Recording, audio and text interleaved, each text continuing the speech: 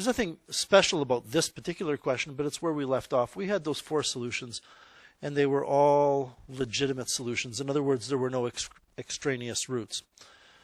What I'm about to show you, you can use again for any equation if you don't care about the exact values.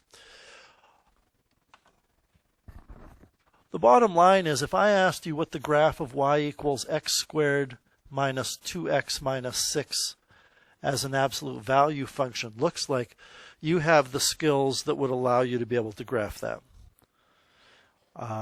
You would look at the graph of x squared minus 2x minus 6. You'd probably locate the x-intercepts, and in fact we did that this morning. I think they were at -2 and 4. I'm pretty sure. So what you would do is you would say, I know that y equals x squared minus 2x minus 6 looks like this, so the absolute value of that function will look like this. Okay. You should also be able to tell me what y equals 4 looks like. It's a horizontal line at y equals 4. So if this is where 4 is, you can see that it intersects in 1, 2, 3, 4 places. And what I'm reminding you of is really a reminder. This is nothing new. You could have solved this graphically, other than the fact that you wanted exact values and you were told to do it algebraically. You could have solved it graphically by doing the following. Y equals the absolute value of x squared minus 2x minus 6. Let's just take a quick peek at what that looks like. Zoom 6. Well, that's what we know it looks like, right? If I take a look at, I'm going to change my window settings slightly.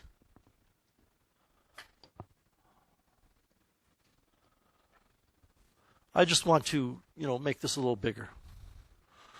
If we look now at y equals 4, and in case it's missing or lost on you, what I'm doing is I'm graphing y1 equals the left side, y2 equals the right side. And now I graph it, I can see there are 4 intersection points. Remember, I say remember, but I don't know if it's come up specifically. When you solve an equation graphically, you will never see extraneous roots. So if you see a point of intersection, it's a solution. I'm going to find the intersection point between the first curve and the line y equals 4 on the left, and what I would like everybody to do is calculate 1 minus root 11.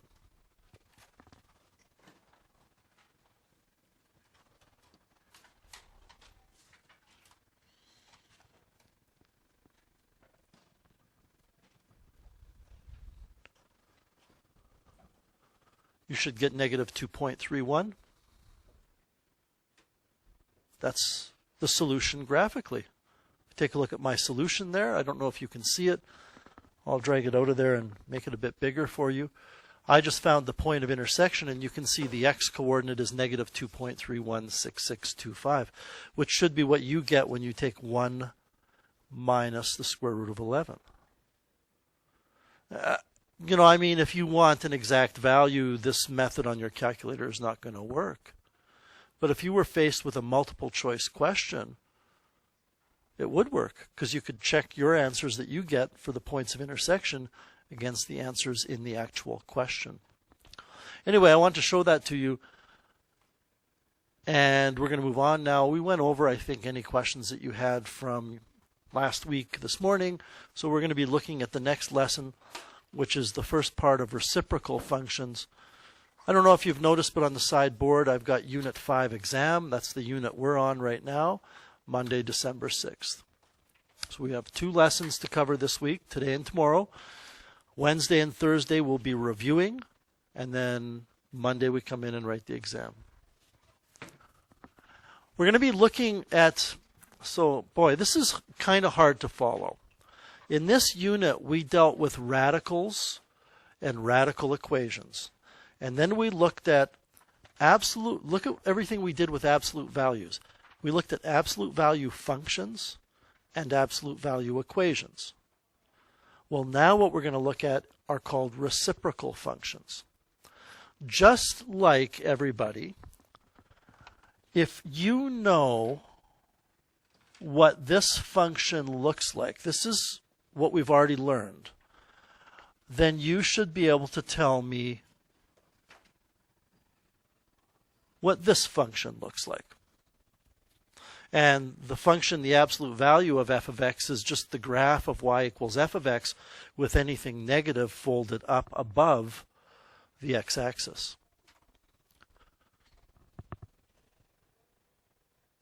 Just like we learned that with absolute value functions, we are going to learn that with what are called reciprocal functions. So we're going to describe the properties of the reciprocal of a linear function today, and then we are going to be looking at quadratic functions, reciprocals of quadratic functions tomorrow. So to begin with here, let's mull this over. The reciprocal of a number is 1 over a. For example, the reciprocal of 5 is 1 over 5. The reciprocal of 1/5 is 5. Now, this is very simple, but it can be confusing when you read what I've said here. If I tell you that the reciprocal of 5 is 1/5, and then I say the reciprocal of 1/5 is 5, a reciprocal in math is the only operation that keeps undoing itself. If you take square root, take the square root of 10 on your calculator.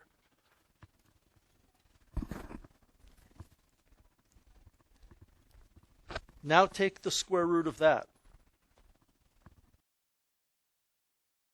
A square root function doesn't undo itself. You take the square root of a number, you take the square root of it again, you just keep getting different numbers every time. But I'm telling you a reciprocal function always undoes itself. So I started off by telling you that the reciprocal of a number a is 1 over a. I want you to pick a number, any number you want, and type it into your calculator right now and hit equals. I just want you to, like, -12 equals, +8 equals. Everybody's got their own number. What I want you to do is go 1 divided by the answer, and now 1 divided by the answer. What do you notice happens? You get back to the original number. So for example, if my original number is, it doesn't matter, -2.85, and I take the reciprocal of that, I get this weird number. If I take the reciprocal of that, I get back to the number. It's a very important feature about reciprocals. If 5 is the reciprocal of a 5th, then a 5th is the reciprocal of 5. They're reciprocals of each other, in other words. Okay? So, what is the reciprocal of a function? We're talking here in this lesson about going from this function and turning it into this function. And the same thing I've told you about absolute value functions is true about reciprocal functions. If you know what y equals f of x looks like, then at the end of today's class you should be able to tell me what y equals 1 over that looks like. By looking at the graph, not by looking at the equation. For example, if we have a function that's y equals 2x minus 3, what we are learning today is what the graph of y equals 1 over 2x minus 3 looks like. So we're looking at the relationship here. How are these graphs related to each other? How do you go from a linear function like 6x plus 2 to the reciprocal of the linear function y equals 1 over 6x plus 2?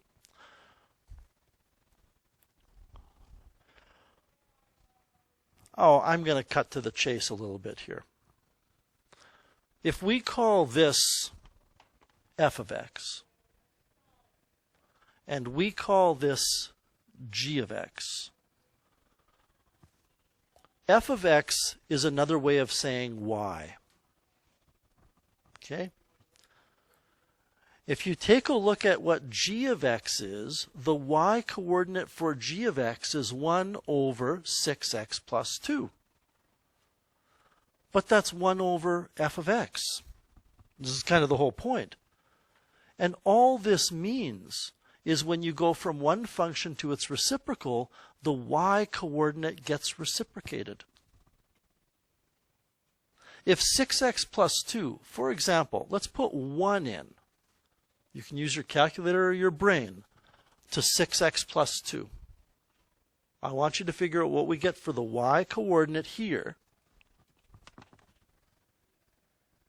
when we have 1. 8. 6 times 1 plus 2 is 8. 6 times 1 is 6 plus 2 is 8. Okay, I want you now to look at this equation of this second function. And let's use the same x-coordinate of 1. I want you to figure out what the y-coordinate is when x is 1 on the second equation. I want it in fractional form. I don't want a decimal. Well, do you see it's 1 over 9? We've already done this calculation, haven't we? It's 8. Why did I say 9? 8. 1 over 8. We've already done this calculation of 6x plus 2. It's equal to 8.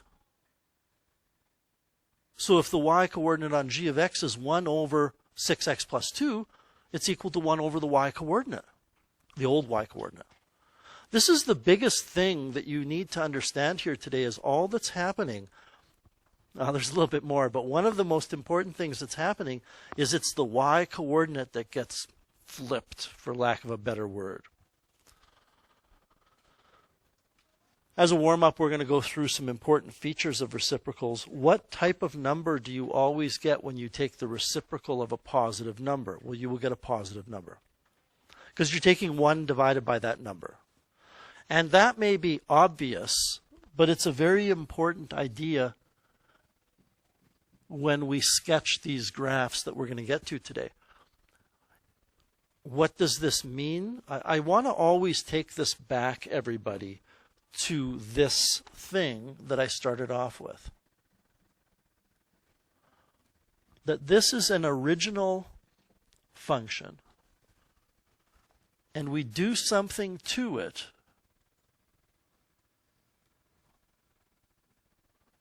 to get the reciprocal of the original. I always want to take everything we learn and take it back to that. So what did I just, well, we didn't learn this. This was obvious. What did we just say? The reciprocal of a positive number is always positive. So what does that mean? It means wherever the original function was positive, the reciprocal will still be positive. What does that mean, where the original function is positive? It means it's above the x-axis. Okay? The reciprocal of a negative number is negative. What does that mean? It means that wherever the original function is below the x-axis, which means the original function is negative, the reciprocal will still be negative. It will be in a different place, but it will be negative. The reciprocal of the number 1 is what? So I want everybody to think about that. You can either use your calculator or your brain. What do you get when you take the reciprocal of 1? You get 1, right? What does that mean? That means, everybody, any place on the original function y is equal to 1, the function y is equal to 1, it will still be equal to 1. Remember, when we talk about doing something to the function, we're talking about doing something to y. What does that mean? It means wherever y is 1, we're going to leave that point alone. We're not going to move it. And the same is going to be true for negative 1.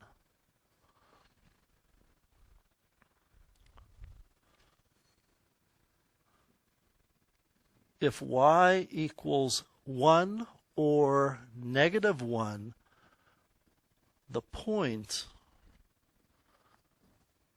is what we call invariant. And I'm slowly starting to use some terminology that we use a lot of in Math 30. In Math 30, there's a huge focus on taking functions and changing them into new functions. And all the points move around. If a point doesn't move, it's invariant. We've already used this kind of idea with absolute value functions. In fact, just at the beginning of this lesson, I was talking about the fact that if you have this function, f of x, then this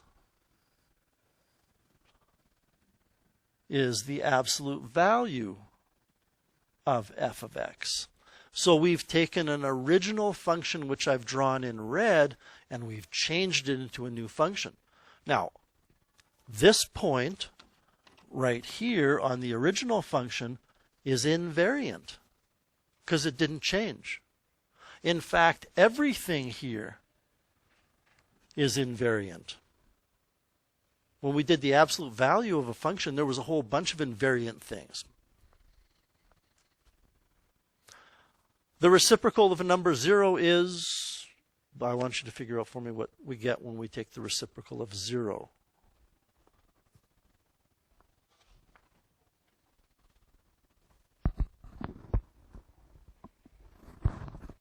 Who's willing to tell me?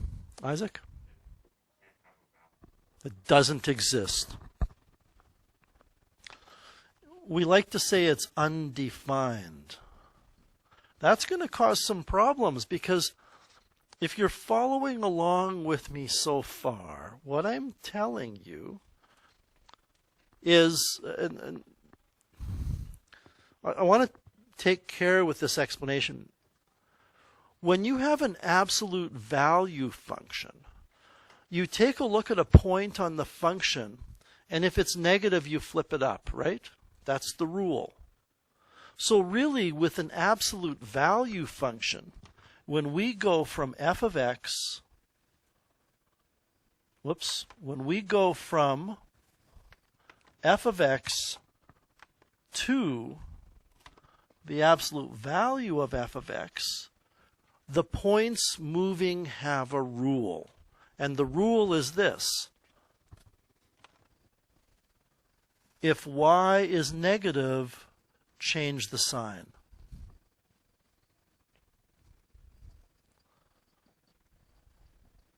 Again, I'm using absolute value as kind of a springboard to talk about transforming or changing functions. For example, the point 3, 12 will become 3, 12 because y is not negative. We don't need to do anything, and I'm talking about absolute value here. If we had another point that was 2, negative 6, it becomes 2, 6. We have a rule. Every single point on the function gets that rule applied to it to get a new point. Well, what the rule is here for reciprocal functions, I might as well just tell it to you, is that any x, y ordered pair is going to become this. Right? That's what we're talking about. And this goes around in circles because a little while ago I said to you, if we had f of x equals, I think it was 6x minus 2, but if it wasn't, actually it might have been 6x plus 2. I was going to say if it wasn't, it doesn't matter, but I believe it was. And then g of x was the reciprocal of that. I made a big deal of saying that when you put 1 in, you get 8. And over here, when you put 1 in, you get 1 over 8. I made a big deal of that by saying that's because this 8 is this number. Which means we're taking 1 over y. This is a y coordinate. And that's why I can write with a reciprocal function, x comma y is going to become x comma 1 over y, which is why if y was 1, 1 over y is still 1. It's invariant. If y is negative 1, 1 over negative 1 is still negative 1. It's invariant. But when y is 0, there's no point. So any place y is 0, the reciprocal function is going to be not defined. All right, let's finish this off. Number 6, as the absolute value of a number gets larger, the reciprocal gets what? I need to explain to you why I've used the phrase absolute value. I don't care about negatives here. I'm just saying when the number itself gets bigger, what happens to the reciprocal? So, can you tell us? Yes, we can try this. Take 1 over 2 on your calculator, you get 0.5. Take 1 divided by 8, you get 0.125. Take 1 divided by 100, you get 0.001. As you're taking the reciprocal of a larger and larger and larger number, the reciprocal gets smaller and smaller and smaller. Let me ask you a question. If I keep taking the reciprocal of a positive number and the result is always smaller, can the result ever reach 0? Can you take the reciprocal of a big enough number that finally it just gets small enough that it reaches 0? No. It will always be some number getting closer and closer and closer to 0. And no matter how close it gets to 0, you could get closer by taking the reciprocal of an even bigger number. This is all going to come together hopefully in a minute. As a number gets smaller and smaller, so I'm not worrying about negatives, if I take the reciprocal of 1 and then I compare it to the reciprocal of 0.5 and then I look at the reciprocal of 0.00008, the result gets bigger. This is the nature of reciprocal functions. As the input gets smaller, the output gets larger, and vice versa.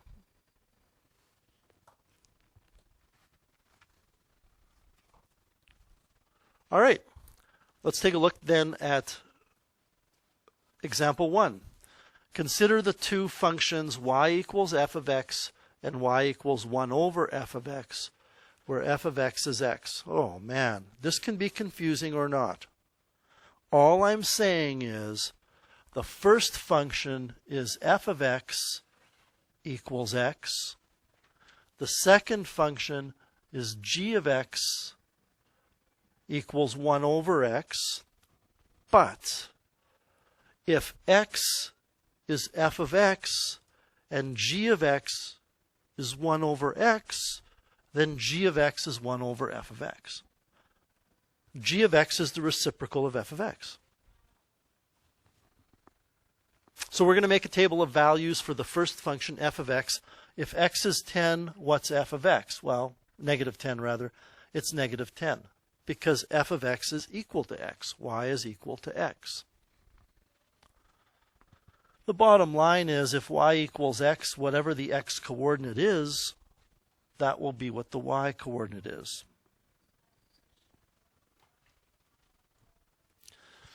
Now, what is g of x? Well, g of x is 1 over f of x. The middle column is f of x.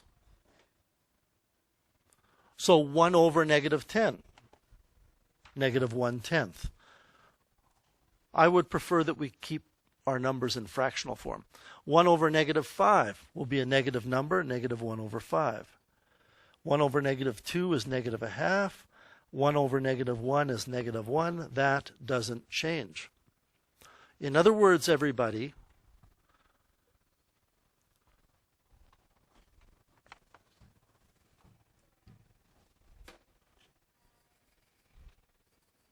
this ordered pair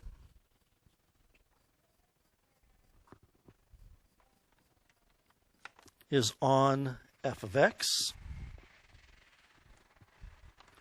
and this ordered pair, whoops, didn't work, and this ordered pair is on g of x. So -1 comma -1 is on both functions. It's a common point. Over here, this would be undefined. 1 over 1 is 1, 1 over 2 is a half, 1 over 5 is a fifth, 1 over 10 is 1/10. So at x equals 1, where y equals 1 for both functions, that's also invariant. And we are going to sketch these graphs now. And I will warn you that the graphs are very intricate. You have to plot the points very precisely. So you need to be looking at a very sharp pencil. If you're using a pen, which I never recommend, hopefully it's not a big splotchy pen. So we're asked to sketch these. Let's sketch y equals x first. So I'm really sketching f of x. Well, that's pretty easy because, and you know what, I'm going to hand out rulers in a second, so don't draw any lines.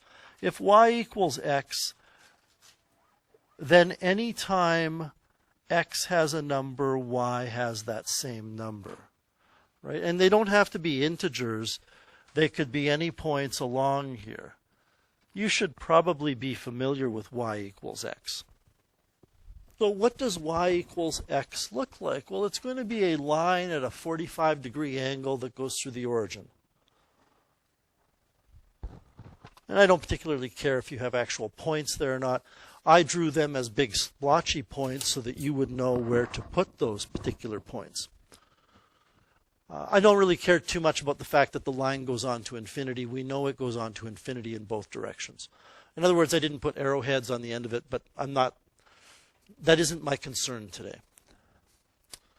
So now let's start with some information that we knew. We knew that when x was -10, I'm looking here, everybody, when I'm plotting the second function, I'm looking at this first column, comma, the second column.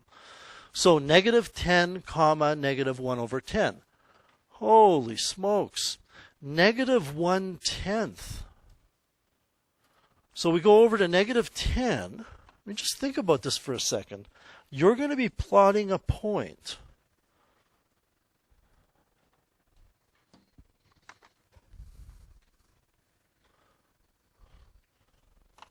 -10, comma, -1/10. You are going to be plotting a point here.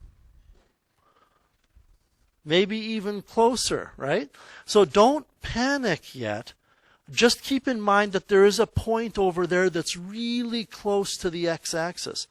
And if we were to go to, say, -12, the y-coordinate would be -1 over 12, which would be even closer. And then even closer and even closer. But remember what I said, it will not reach that line. I don't care if you plot -10, comma, -1 over 10. I care that you know there's a point there that's super close to the x-axis. But it's below, because the reciprocal of a negative is negative. I don't think I want to put that point there. If I did, it would look like that. Like it would be almost impossible to see. So I'm not too worried about it. What about -5, comma, -1/5? I can do that. You can see where -1/5 exists as a y-coordinate. It is about there. It's 1/5 of the way below the x-axis, from the x-axis to y equals -1. So I'm comfortable putting that point there. And I'm going to draw my points a little bit bigger. In fact, you know what I'm going to do? Just so you can see things a little better. Try that size. Too big.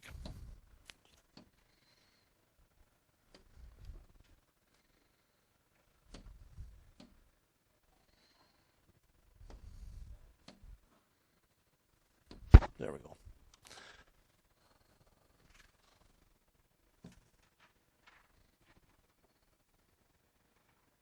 It would be about there. I don't care about colors. It's about there. Did we have negative 2 as an x-coordinate on our table? So negative 2, negative 1/2. That's pretty easy.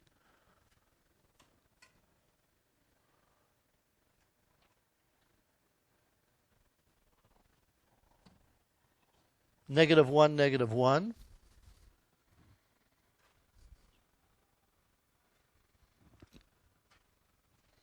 Did we have negative 1/2 as an x-coordinate? What if we did? What if I put here negative 1/2? Then the x-coordinate is negative 1/2. The y-coordinate on the original function is negative 1/2. What's the reciprocal of negative 1/2?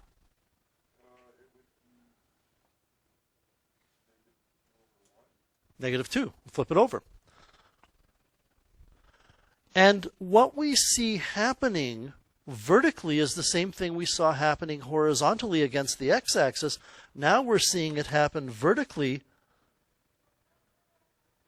against the y-axis. If I were to go to negative 1/3 for x, then the y-coordinate would be negative 3. It keeps getting closer and closer. So now I need to introduce something to you, and it is called an asymptote. One of the funniest math words ever. It's called an asymptote. And there are vertical asymptotes and there are horizontal asymptotes. When we draw an asymptote on a graph, we draw it as a dotted line, and the dotted line, the asymptote, is a line that the curve will always get closer to but never reach. So if I were to now sketch this series of dots that I've plotted, and I'll use a brighter color here, I'm going to use green, I would draw it like this. I'm going to actually increase my zoom setting so you can see this. Nope, not what I wanted. Let's go 300. That's big. When I draw this, I'm not happy with that. I'm going to do that again. It's a curve that looks like that. And that's what I draw. I don't need this point over here. Because the asymptote is there, and that arrow is pointing along the asymptote, this region right here, everybody, and I'm going to erase what I'm about to draw, this region right here is telling you that that green line is always going to go in that direction, getting closer and closer and closer to the asymptote, but it will never reach. Now, looking in this region, the same thing is true. Because if we take an x-coordinate that's really, really close to the y-axis and reciprocate it, we get an incredibly large negative number. So we get a vertical asymptote as well.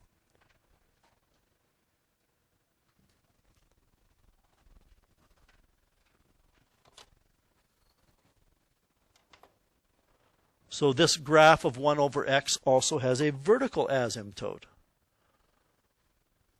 So look how small that graph that I've drawn in green is on your paper. You don't want to attempt to draw it way over here to negative 10, because then you would have to draw it closer and closer to the x-axis and be consistently closer, and that's impossible. Okay, what about on the other side? On the other side, there was also, I'm going to make these points green now. On the other side, there was also a point at 1, 1. And see if you can follow this logic, because we want to be able to do this without a table of values all the time. When x was 2, y on the original function is 2, which means y on the new function is 1 over 2, which means it'll be there. At this point right here, the y coordinate on the original function is 1/2. The reciprocal of 1/2 is 2.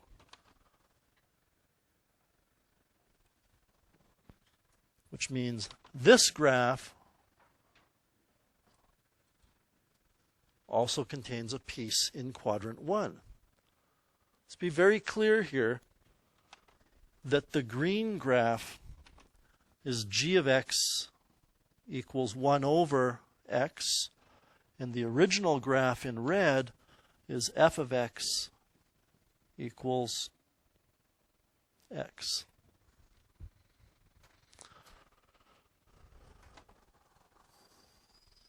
Now, I'm laying the groundwork so that we don't have to spend nearly as much time on the other examples. Okay? I said over here we were talking about as things get bigger, right?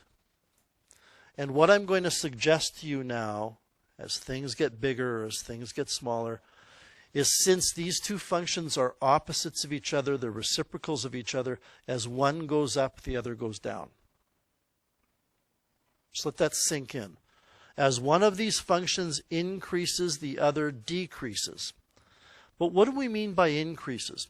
In math, from now on, whenever you were talking about something increasing graphically, we're talking about left to right. So when you look at that red line, as you go from left to right, the graph is increasing, which means the green graph has to decrease from left to right. And that's what it's doing. In this region right here, it's getting lower and lower and lower. In this region, it's getting lower and lower and lower. So when the original function goes up, the reciprocal goes down. All right. We want to describe how the functions are related. And there's 3 main points I want to make. Where f of x equals 1 or f of x equals -1,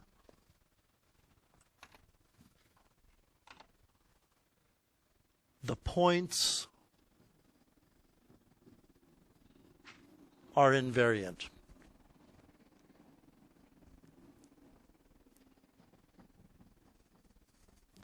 That's the first point to make. And that's not going to change if we talk about quadratic functions tomorrow. If you can see where y is 1, then that point will not move.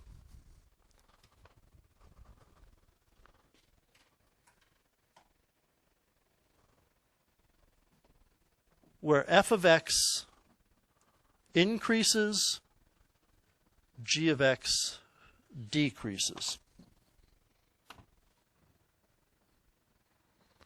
And vice versa.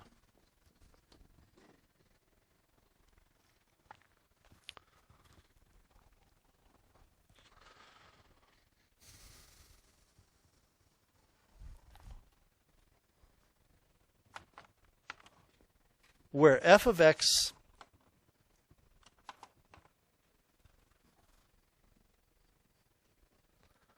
equals 0, and this is a very important idea, there is a vertical asymptote.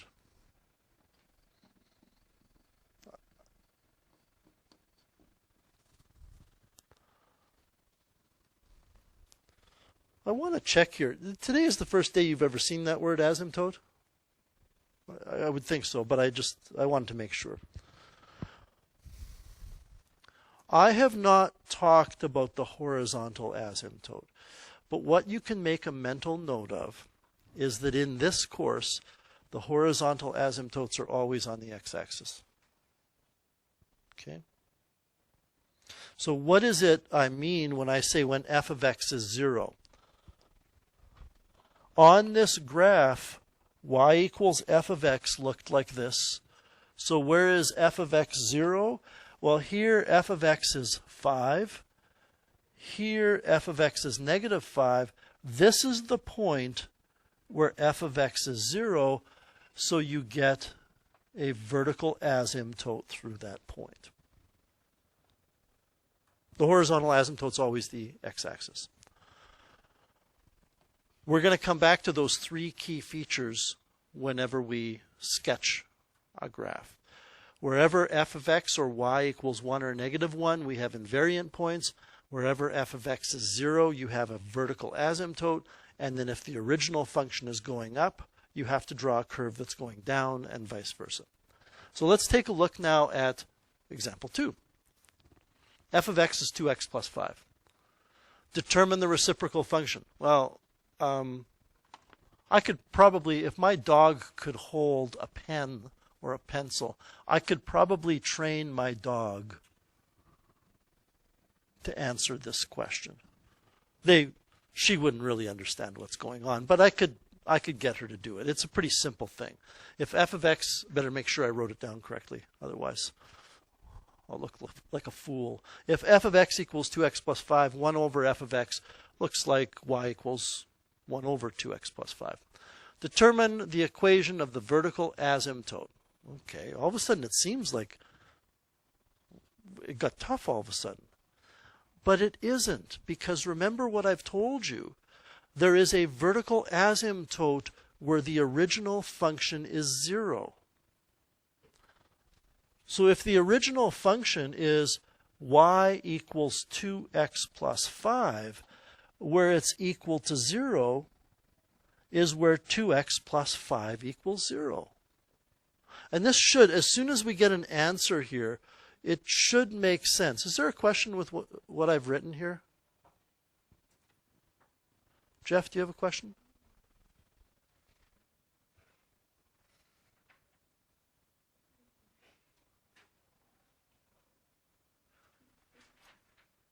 Wrong page? Okay. That happens. So we solve this equation, and you get negative 5 over 2. So just hang on a second here. That means that's negative 2.5, yes? That means in a bit when we sketch this, we are going to have to put a vertical asymptote at negative 2.5 for x. Which means the graph never touches that line, which really, you know what that means?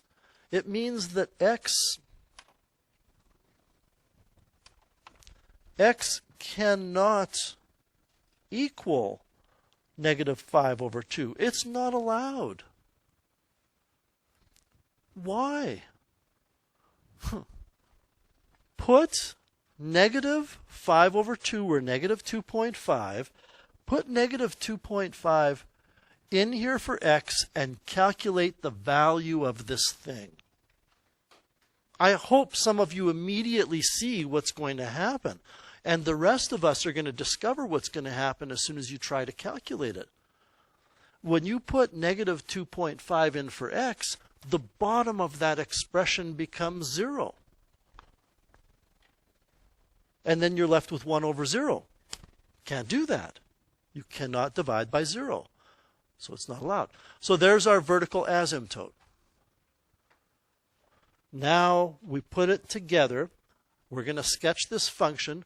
The first thing I want you to do is consider the graph of 2x plus 5. Let's sketch that because we know what happens to a graph to get the reciprocal. We have some things that we've listed. So what does y equals 2x plus 5 look like? It has a y-intercept of 5, and it has a slope of 2. The slope of 2 means 2 over 1. Again, the y-intercept is 5. So from that y-intercept, we go 1 to the right and 2 up, always to the right. And since the slope is positive, we go up 2. We could reverse engineer this and pick points behind that y-intercept to the left.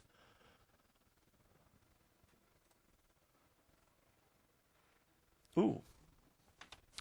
Except, lesson learned here, be very careful with how the x-axis is scaled.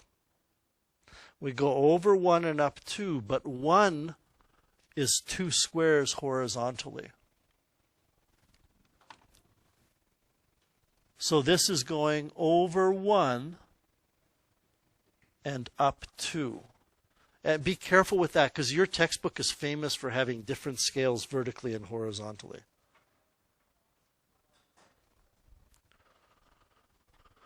Going in the opposite direction. This is, well, isn't that interesting? When we draw that line, that line intersects the x-axis right at the point where there's that asymptote. Okay, that should make sense. Just if I back up here, when I said where f of x equals 0, there's a vertical asymptote. If f of x equals 0, that's an x-intercept. Wherever there's an x-intercept on the original function, you're going to have a vertical asymptote on the reciprocal of it.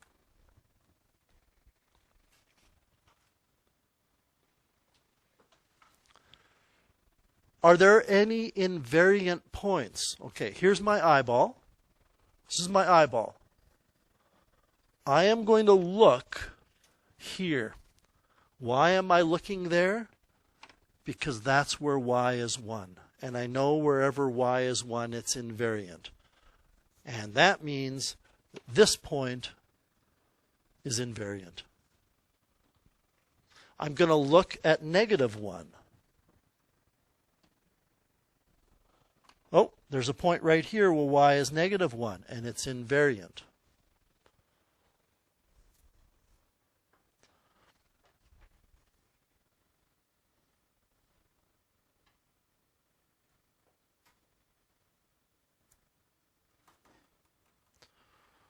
If you were to stop right now and do the following, I wouldn't fault you too much.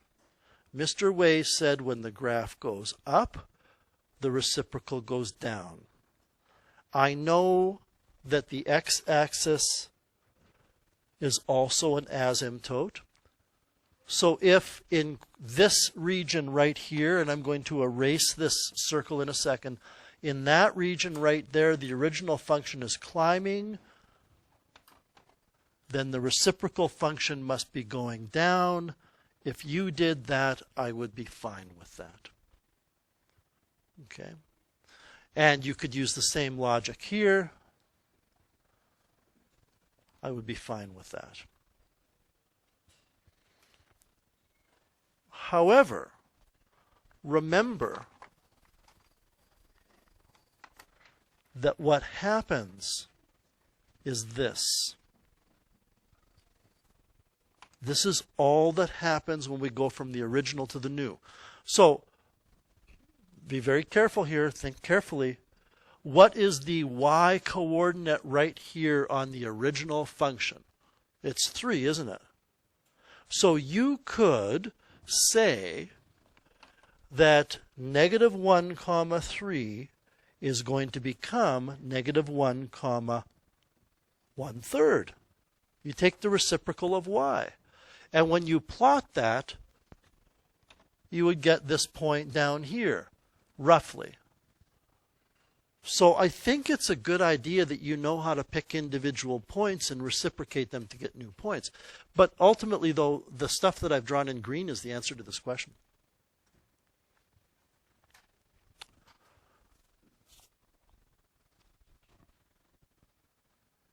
Describe a strategy. Well, I've already kind of described it to you. I am going to give you an acronym to remember. It's called AIM. You do your asymptotes first.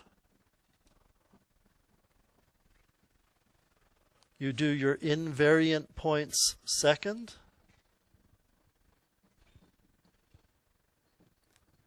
And you do motion third. What do I mean by motion? I mean if one goes up, the other goes down.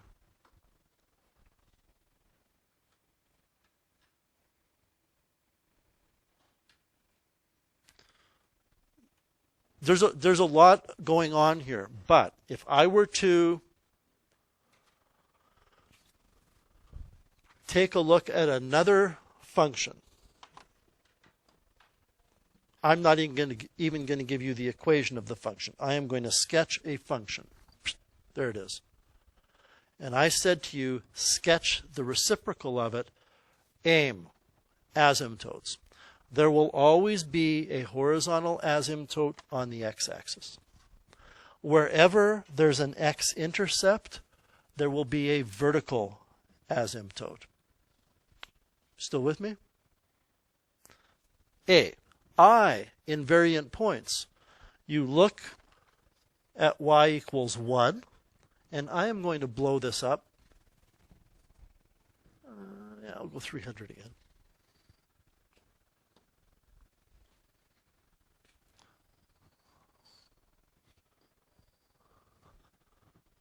I look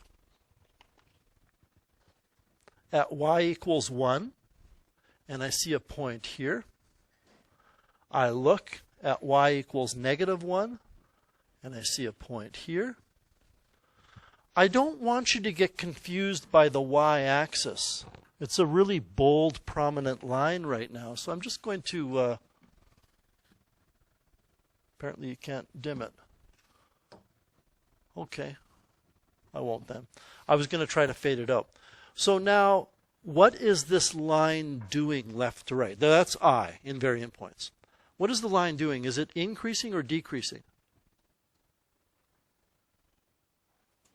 It's decreasing, right? It's going down. So any curve we draw has to be going up, but it has to be wedged between the asymptotes. Done. Aim. Asymptotes, invariant points, motion. All right, we have one last example to do. It's a fairly quick one. Does anybody have any questions with example 2 or this general method? You shouldn't even have to look at example 1 anymore or tables of values. You just do this. All right, number 3. Oh, that's big. Nope.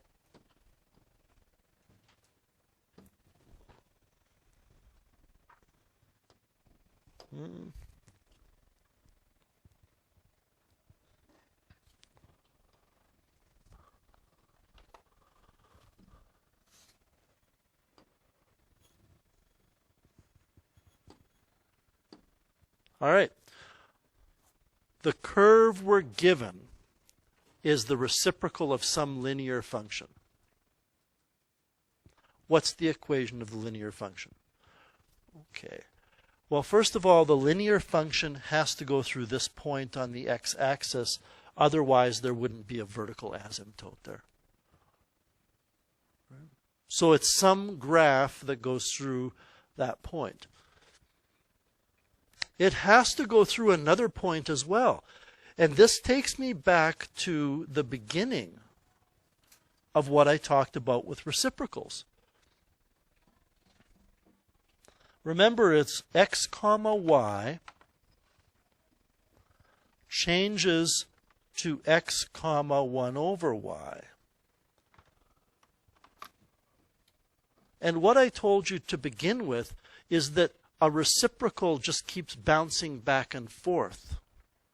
So if we take the reciprocal of some number to get a third, and we want to find out what number we took the reciprocal of, then let's just take the reciprocal of a third.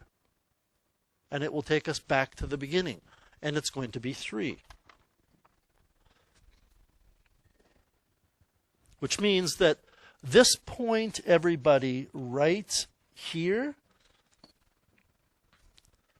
that point was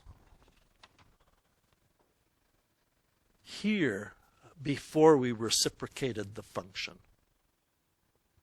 Which means we can actually draw in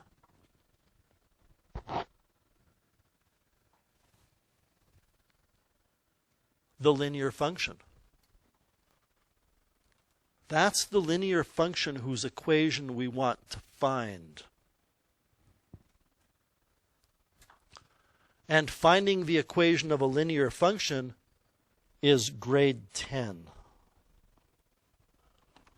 because you're taught in grade 10, grade 9 even, I believe, that y is equal to mx plus b for any linear function. So what is m? Well, find the slope of this line, which would mean draw a triangle, look at the rise, look at the run, and ask yourself what you get when you take rise divided by run. You're going to get 3, aren't you? Goes over 1 and up 3. So if the slope is 3, what's the y-intercept? Surely we can find the y-intercept. Oh, look at it. It's right there. It's -6. Now, if it didn't intersect visually on the graph, you might have to do a little bit of substitution into that equation with an ordered pair to find the y-intercept. But the y-intercept is -6. We're done. Y equals 3x minus 6 is the equation of the linear function whose reciprocal function is shown in the original question.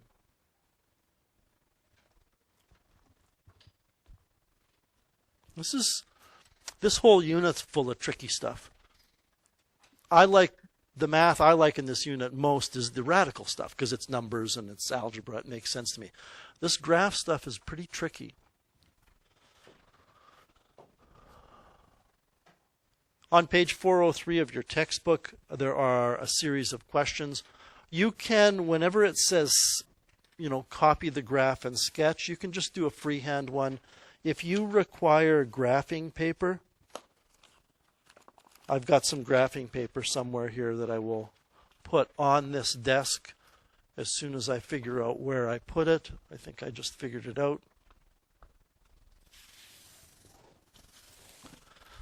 If you're more comfortable with a grid where you can plot points and do it more accurately, that's fine.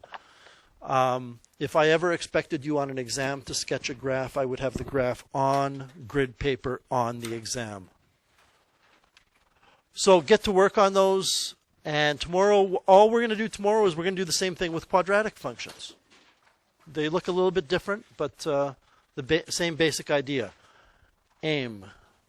So get to work on those. I'll come around and I'll help you out as soon as I take care of a couple of things.